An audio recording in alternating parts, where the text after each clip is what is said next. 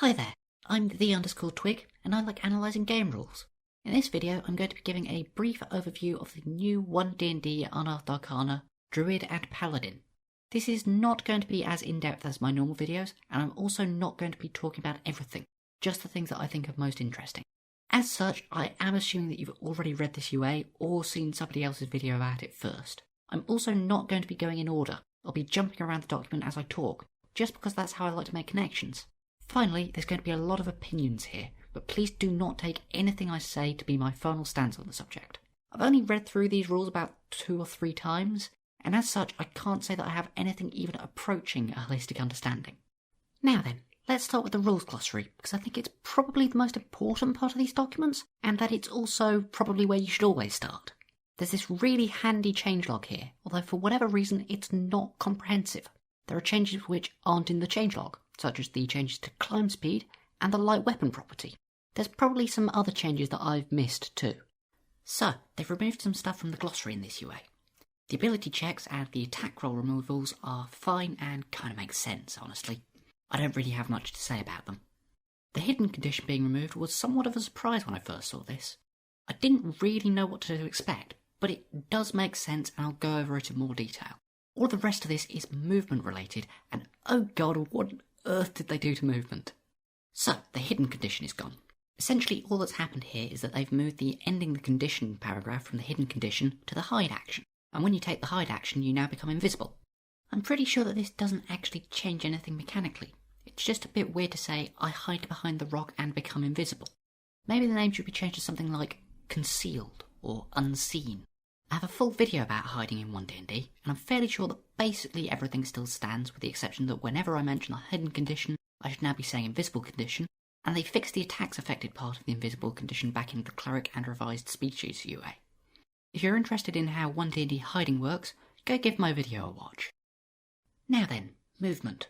My last video was basically a massive analysis on the weirdness of ONE D&D's movement rules, and I also think you should go and watch that, probably before you watch the rest of this video, because I'm about to get a bit technical.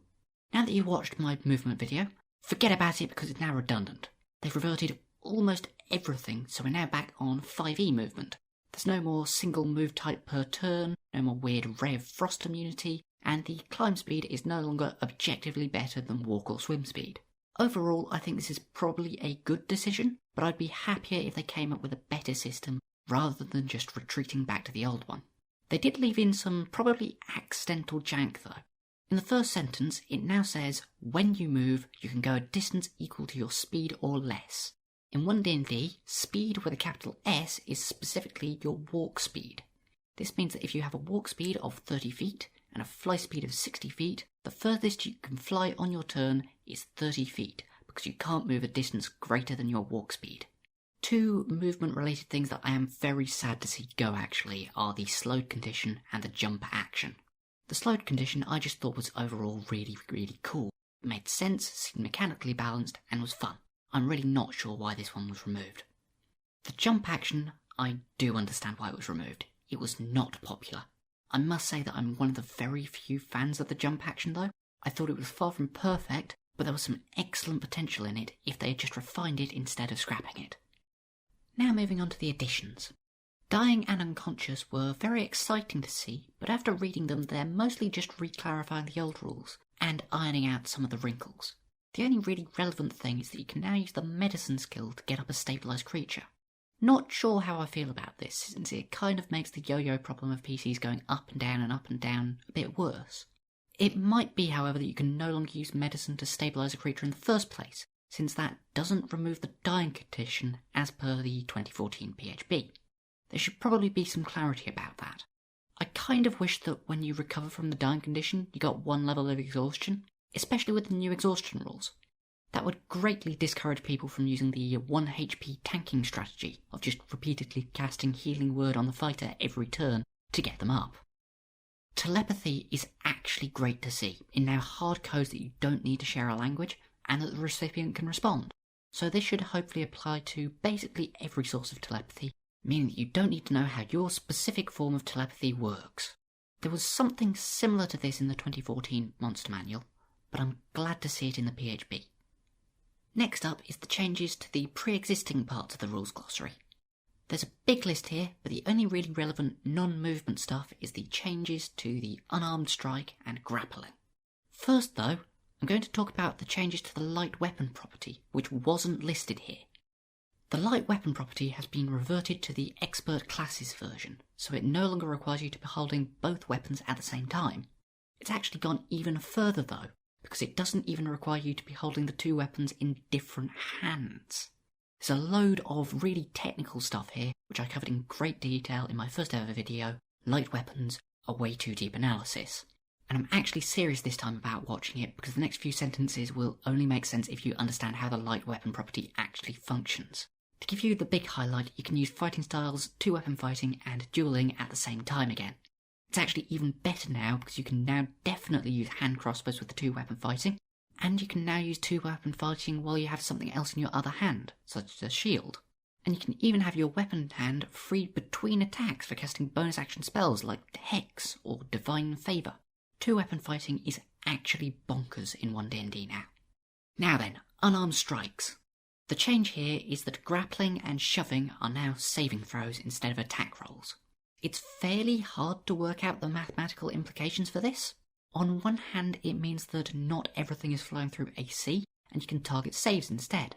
That lets you have more diversity. On the other hand, it's much harder to get advantage and disadvantage, and the average saves are often equal to, if not higher, than the average ACs, except on creatures using medium armour or weird outliers like turtles. I haven't done any large-scale research, but the practical effect on this is that grappling and shoving is probably weaker now. Now for the slightly mind-bending part. Weaker grappling and shoving is probably a benefit to the majority of players. This is because, at least on my table, and on the tables of everyone I've asked on Discord, monsters grapple and shove a lot more than player characters. This is mainly because there are a bunch of monsters with effects saying things like, if you hit the target, it is automatically grappled, or if you run 20 feet before attacking, you can shove the target prone. This is a completely unsubstantiated number, but I reckon that in the average campaign, the monsters will grapple and shove around 3 to 5 times more often than the entire party put together. Obviously, there are people who play grapple builds or shield master shovers, but they are a considerable minority. My overall opinion on this change is kind of split. I think I'm currently against the saving throws, since attack rolls tend to be more fun, but I could easily be convinced otherwise. The grappled condition, however, is a different story. I am hard against this change. They brought back the action escape attempts. I think that the free end-of-turn escape attempts were one of the best things about the ONE D&D grappled condition, because they made the game more dynamic, especially because, as I just said, monsters tend to grapple players far more than players grapple monsters. Even if you were playing a grapple build and your target did escape, because it was at the end of the turn, they wouldn't be able to move, so you could just grapple them again on your next turn anyway. Furthermore, if you did want to spend your action to attempt to escape, you actually already could. All you would do is make an unarmed strike and attempt to shove your grappler. I have pretty much nothing positive to say about this reversion. It's my least favourite thing in the UA. Back to a happy note though, they fixed the incapacitated condition. It now specifies bonus actions as well, instead of just implying it. Great change. Thanks, Watsy. Now on to Druid, the first of the two classes. In 5e, Druid was probably in my top 3 favourite spell lists, alongside Bard and Warlock. They had so much stuff they could do between healing, terrain control, summoning, some great roleplay stuff, and some pretty decent damage. Despite this, however, Druid as a whole was probably my least favourite class. This is because of Wildshape. I think that any feature which asks the player to look at the monster manual or other DM-side books is bad game design. Furthermore, the class is kind of built around it. It's the main thing that differentiates Druid from everyone else. In Jeremy Crawford's recent video about the Druid, he talked about some people who like the Druid to be a nature mage. I'm one of those people. I actually really enjoy the Wildfire Druid, because there's a non-Wildshape option. My hope for the new Druid was that they would severely nerf Wildshape and also put considerably less focus on it. Maybe even make it Circle of the Moon unique. I've been playing Pathfinder 2e recently, and one of the things that I love about their Druid is that Wildshape is a subclass. So, actual mechanical stuff. First up, I'd like to note that they took away the metal armour restriction. Great. They also took away medium armour, which I'm fine with, but left shields, which I'm also fine with. Next up, at first level you now get Channel Nature. This is essentially just replacing the text from Wildfire and others, so that you could use a Wildshape to do a different thing. Good streamlining. At first level, your only use is Wildshape, but at second level you get an AoE heal and a 1 day Find Familiar, which I'll talk about in a bit. Healing Blossoms is really cool. It's AoE targeted healing, which is great. It could potentially use some better scaling since it's not great at higher levels, but it's overall probably my second favourite thing in this UA, behind the incapacitated fix, which makes me unreasonably happy. As for basically every other feature in Druid, they're Wildshape related. God damn it, Watsy, I said I wanted less focus. Aquatic and aerial forms are slightly later than they were in 5e, which looks to me like it's just so they can have something at every level. I don't think that's really justified. The most incomprehensible thing here though is 11th level Tiny Critter. You can become tiny for 10 minutes. What? This is to prevent people from scouting out entire dungeons as a spider, but there are so many ways to do that between things like Familiars and Arcane Eye.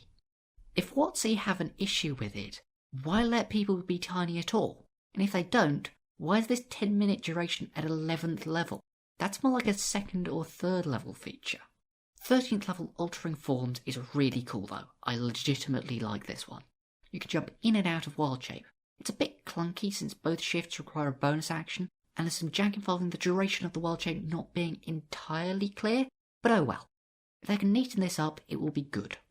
Right, time for the actual Wildshape forms. They're using templates now, like the Tash's Summons or the Beastmaster's Primal Companion. Excellent decision, Watsy. Have a cookie. Unfortunately, I think that these forms are probably too much of a nerf. Their damage is poor, and their defences are honestly horrendous. Your Wildshape's AC is now either 10 or 8, plus your Wisdom modifier. That means that you're probably starting at AC 13 and ending at AC 15 max, unless you get above 20 Wiz. This would probably be fine, but you're also no longer getting any additional HP. Using the Druid's own HP is actually fine, I think. The whole you turn into a bear and get the bear's HP in addition to your own thing was just a bit too much. But if you compound that with the flat out bad AC, this is just awful. Furthermore, there's a line saying you lose access to all of your other features. Whilst this isn't explicit, I think that this includes all of your proficiencies. So if you're proficient in something like Wisdom saving throws, screw you, you're using Wildshape. I'll talk a bit more about this in a minute. On the offensive side, 1d8 plus Wiz is just extremely mediocre. A Druid can do that with Shillelagh without losing any of their defences or their ability to cast spells. At 5th level you do get multi-attack, but that doesn't really put you in line with other martials, although I do kind of feel like it shouldn't anyway. I don't think that any kind of Druid should be as good as fighting as a fighter or a barbarian. I am going to quickly complain about multi-attack though. Just give them extra attack, please. If you don't know the difference, extra attack lets you use any kind of attacks you want, say a sword attack and a shove, whereas multi-attack says that you must make exactly 2 bestial strikes and cannot do any other variations. Final thing from Wildshape, these forms are just really generic. Sure, they are flavourless, so you can be a half owl, half bear, owlbear. But if you and your table were comfortable with reskinning, you could do that anyways. The issue is that if I wanted to play as a scorpion, I can't have poison. If I wanted to play as a spider, I can't shoot webs. And if I wanted to play as a squid, I can't have reach on my tentacles. I think that the best way to address this is to make a list of special traits that you can give to your Wildshapes. Here's something I made in about 15 minutes. I've not done any sort of balancing work on it, but if you wanted to have a play around and see what something like this could do, I'll link it in the description. Final thing I have to say that I thought was funny, there's no limit to the number of hands that your Wildshape can have. That means that it's technically optimal to make some kind of million-handed abomination, since then you would be able to grapple more people and carry more items and stuff. Now then, controversial take, I think that this version of Wildshape is better than the 2014 version. However, I also think that it's still not good. This needs a huge amount of work. Moving on to Circle of the Moon now. and at 3rd level they get Combat Wildshape, which lets you use Wildshape as a bonus action. That's the same as it used to be. It now also lets you cast Abjuration spells while Wildshaped, and gives you a single Unarmed Strike as a bonus action. Most, if not all, healing spells are now Abjuration, but some other standouts on the primal list are Dispel Magic and Anti-Life Shell. Also Pass Without Trace, but that is 100% getting nerfed. If you want other spells though, you have to look elsewhere. I think that the best easily accessible other spells are probably Shield and Armour of Agathis.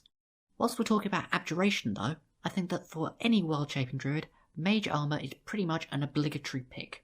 While Wildshaped, your dex is equal to your whiz, so Mage Armour is actually a permanent flat +3 AC. I think it's now 16 to 18, which is much more acceptable.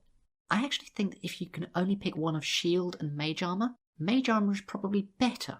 Shield is also 100% getting nerfed, by the way. Now for the bonus action Unarmed Strike. So the first thing one of my friends said when they read this is multiclass as Monk. That gives you unarmed defense, so your AC in Wildshape is now 10 plus double your whiz, and you also get martial arts to improve your unarmed strike damage. Unfortunately, that doesn't work because of that line earlier. You lose access to all your other features. Whilst Wildshaped, you cannot benefit from unarmored defense or martial arts. You do benefit from Mage Armour though, because it's a magical effect, not a feature. I understand why this line exists. It's to stop people asking, can I use Lizard Folk Hungry Jaws as a bear? But it's way too restrictive. Why would turning yourself into a big monster make you weaker at whiz saves, or nature checks, or defending yourself? You even lose the tough feat, so if you Wildshape you can actually reduce your max HP. I don't think there's really an easy fix here, but what I currently like the most is saying you cannot use any actions, bonus actions, or reactions except for Wildshape and the features specified in your chosen form. That would allow things like whiz saves, tough, and unarmoured defense to continue working, whilst preventing you from using a weapon, casting a spell, or using weird multiclasses to do funky stuff. You'd also have to add a list of things like dash and hide as permissible actions too. Anyway, back to Circle of the Moon.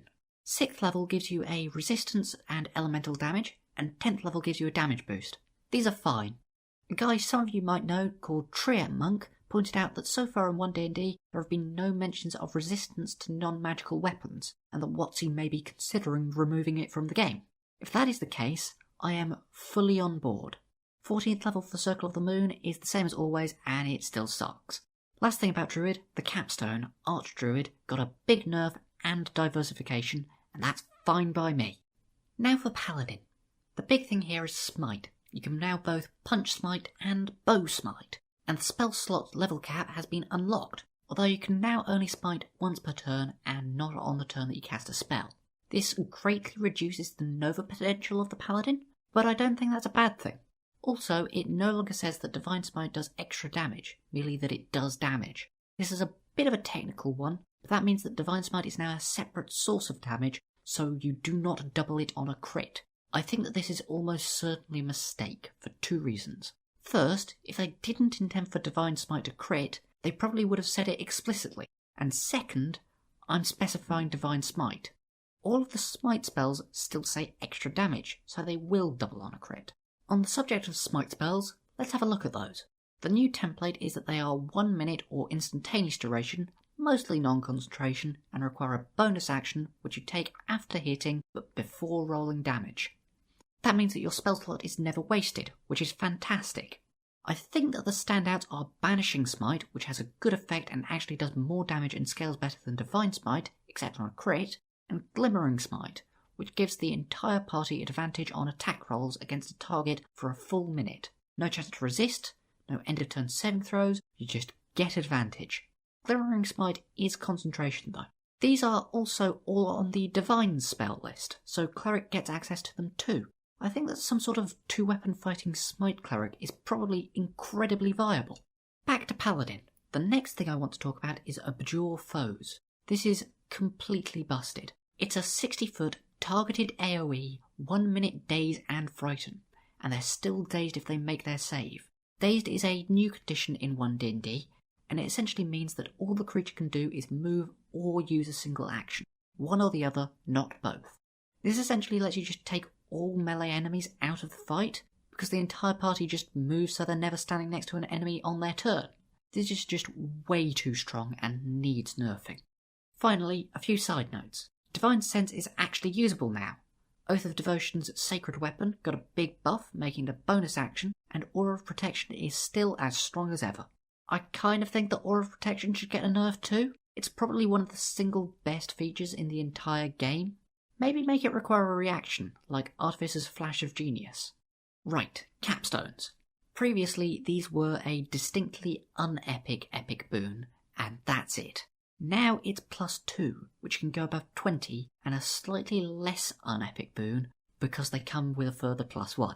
This is moving in the right direction, but I still don't think that it's epic enough. By 20th level, you should basically be a demigod. Occasionally getting a randomly free casting of a low-level spell isn't demigod material. Last part of this UA, the spells. I've already talked through the Smite Spells, so let's go straight to Find Familiar. It's a template now and can be upcast. Find Familiar is no longer a ritual, so you always need to spend the spell slot. The Pocket Dimension bonus action also got nerfed, and is now more of a defense mechanism. The Familiar also always takes its turn immediately after you. As for the stat block, it's fairly uneventful, honestly, and I think that's probably okay. The most relevant things that I can say are that you no longer have Flyby Owl or Blindsight Bat. You can, however, now pick a monkey, and since monkeys have hands, it will likely be a lot harder to argue against you letting your familiar give people potions or whatever. Find Steed is next, and it's now a permanently controlled mount, which is kind of odd to be honest. Having a controlled mount when you're not riding it has some weird mechanical clashes, and it's even worse when one of your allies is riding it. Who is controlling the mount and when? Are you controlling it? Is the rider controlling it? What's going on? As for the stat block, it now automatically gets a fly speed if you upcast it to 4th level. It also no longer shares spells except for healing, which is kind of unfortunate since I've seen some really cool spell sharing builds using things like Armour of Agathis. The rest of the stat block is fine. It's slightly better than a Warhorse, which is good enough, and it gets a choice between a once per day teleport, frighten or heal, all of which are probably useful. I think the teleport is likely the best though. Find Steed is also on the Divine list, and that brings some issues. Every 7th level cleric now has a permanent flying mount. That's probably a bit too powerful. Last thing in this UA is Spare the Dying. This spell now immediately gets a dying creature up with 1 HP. That's incredibly potent. Cleric now has a decision instead of just autopiloting to Guidance, a damage cantrip, and ONE D&D's buffed Resistance. In fact, I think the Cleric now probably has the best cantrip selection in ONE D&D, with the only major failing being no minor illusion. It's not technically in ONE D&D, you have to use the backwards compatibility stuff, but Grave Cleric is insane now. They essentially get infinite healing words, and if they want to, they can cast it twice in a single turn. I think that Spare the Dying needs a big nerf now. Maybe make it so that it can only affect each creature once per day. And that's everything I wanted to talk about. Sorry this is so late. I had a ton of overtime at work over the last couple of months, and the OGL kerfuffle kind of put me off, so I hadn't been making videos again until recently anyway. If there's anything here that you'd like me to analyse more in a way too deep video, please tell me. Also, like literally everyone else, I've been playing Pathfinder 2e. I'm not as familiar with the rules as I am with 5e, so I probably can't do as in-depth analysis, but I could probably make something of decent quality. So if you're interested in any Pathfinder videos, let me know, especially if there are any particular areas that you'd like me to focus on. Anyway, I hope you enjoyed, and if you did, please share this video around. Also subscribe and all that jazz. I've upgraded my mic, and obviously I'm using a slightly less time-consuming format in this video, so tell me what you think. My Baneri will be back in my more flagship videos. Bye!